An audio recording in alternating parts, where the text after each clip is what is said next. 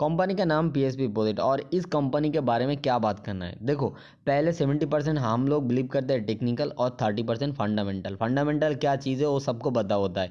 Skinner.in पे जाओ, और नहीं तो कोई भी वेबसाइट पे जाओ तो आपको मिलेगा, कोई भी ब्रोकर साइट पे जाओ मिलेगा, भर भर के मिलेगा। और हर दिन टेलीविज़न पे देखो, ट्विटर देखो, यूट्यूब देखो, जहाँ पे आपको हर चीज़ मिलेगा। आपको क्या लगता है जो बड़ा मनी होता है उसको पता नहीं होता है क्या?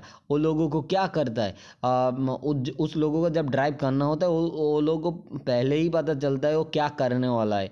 और वो आपके पास एक चीज़ है, देखो पूरा मार्केट में 4000 स्टॉक है, आपके स्टॉक में क्या चीज़ है जो वो लोग आएंगे, वो लोग हो सकता है पहले ही प्ले कर चुका है, तो आपको उसको पकड़ना होगा।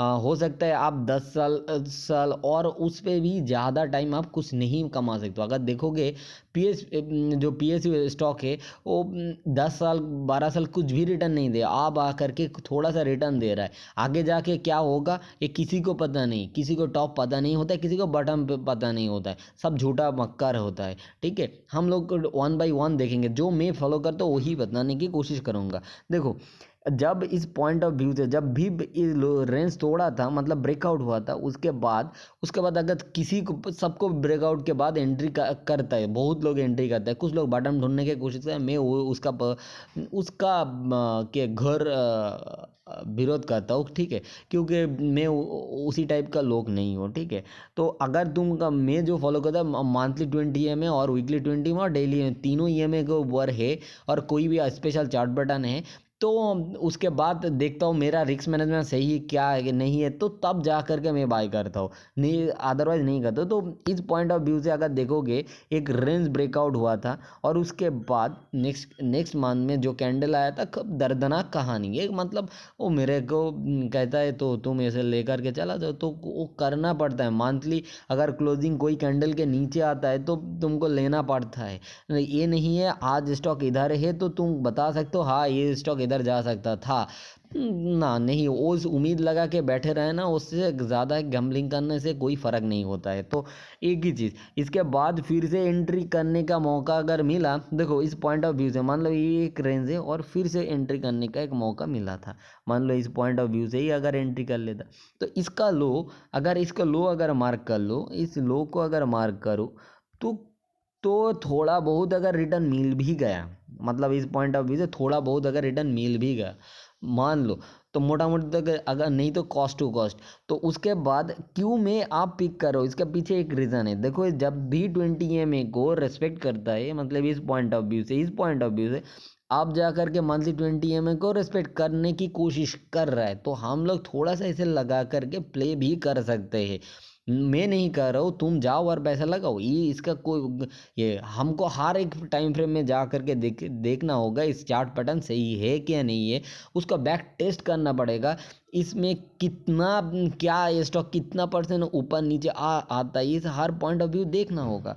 तो अगर देखोगे मतलब वीकली देख लो, तो वीकली में भी क्या देखा है, तो वीकली 20 EMA के नीचे है, तो इसका मतलब होता है एक नेगेटिव पॉइंट आ चुका है। और डेली भी तो क्या है, डेली थोड़ा सा ऊपर है, तो दो पॉजिटिव, मतलब मंथली में पॉजिटिव है और डे में पॉजिटिव है, वीकली थोड़ा सा माना न्यूट्रल लगा दो, तो एक चीज़ हो। और एक चीज़ क्या, एक ट्रेड लाइन भी ब्रेक हो चुका है, अगर देखोगे इस पॉइंट ऑफ व्यू से, इस point of the trade line भी ब्रेक हो चुका है। तो ब्रेक हुआ है मतलब किंतु अच्छा कैंडल नहीं है, ये कैंडल, ये डोजी छोटा छोटा कैंडल अच्छा नहीं है। हम अगर तुमको इतना बॉटम पकड़ने का खूब ज़्यादा हो चुका है, तो एक वीकली देख लो। मतलब अगर तुम प्ले करोगे तो एक चीज़ देखो, इस पॉइंट ऑफ व्यू से इसका ऊपर अगर बाई करो, तो एसएल आपको क्या लेना पड़ेगा, तो इसका एसएल लेना पड़ेगा इस कैंडल का लो, इस कैंडल का लो लगा लो, तो इतना इसे लगा लेगा। उसके बाद आप लोग हर एक पॉइंट में देखना पड़ेगा, अगर कोई भी कैंडल उसका लो के, मतलब इस पॉइंट मान लो कोई एक पॉइंट, अगर कोई भी इसका नीचे अगर कोई कैंडल क्लोज आ जाए, हो सकता है और नीचे जा सकता है, तो उम्मीद लगा के तो बैठे नहीं सकते, मतलब कोई भी वीकली क्लोजिंग उतना प्रीवियस एक दो कैंडल के नीचे आ जाए और एक कैंडल का नीचे बड़ा कैंडल आ जाए, तो आपको एग्जिट होना पड़ेगा। अगर फंडामेंटल देखोगे, वो भी दिखा लेता हूँ। तो फंडामेंटल तौर पे देखोगे, अगर देखोगे इसमें एक चीज़ है, एक गवर्नमेंट का साथ है, मतलब इसके पास कुछ ऑर्डर आता है, मतलब मतलब गवर्नमेंट के साथ टाई अप है। तो गवर्नमेंट का जो बिल्डिंग बनाने के काम होता है, एक थोड़ा स्कूल को रेसिडेंशियल, वो ये काम करता है। तो फंडामेंटल इतना जान लो।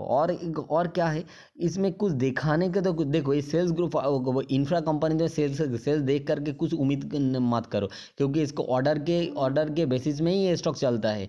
ऑर्डर अगर मिलेगा तो ये आगे जाके एग्जीक्यूशन कर पाएगा कि नहीं, ये मेरे को भी नहीं पता, क्योंकि उस प्रोमोटर को माइंडसेट पढ़ना इतना आसान तो नहीं है। कौन पढ़ जा करके पढ़ के थोड़ा सा एक अंदाज़ा लगा सकते हो। अब उससे बेहतरीन होगा जो हम अब जो तुमको बताने की, ये जो ऑर्डर मिला है तो मिला है तो बेहतरीन है। आप स्क्रीन को बिलीव करो, स्क्रीन जो कह रहा है वही बिलीव करो तो काम आएगा। अदरवाइज आपको फंडामेंटल देख करके बैठे रहने से, उम्मीद लगा के हो सकता है 10 साल कुछ नहीं रिटर्न मिला, तो आप इधर में शेयर होल्डर बनने के लिए आए हो न, और नहीं कुछ जनरेट करने के लिए आए हो। ये थोड़ा सा देख लो। अगर तुमको कुछ अगर शेयर होल्डर बनना है तो बैठे रहो, और अगर शेयर होल्डर नहीं बनना है, अगर मोमेंटम प्ले करना चाहते हो तो इसे लगा के काम करना ही पड़ेगा। ठीक है, आप जो भी स्क्रीनशॉट ट्विटर XYZ जहाँ पे देखते हो ना, ये लोग सभी वही करता है। अब उसमें 1% लोग सही और बाकी सब झूठा मक्कर होता है। तो आप डिसाइड कर लो क्या क्या करोगे। Thank you.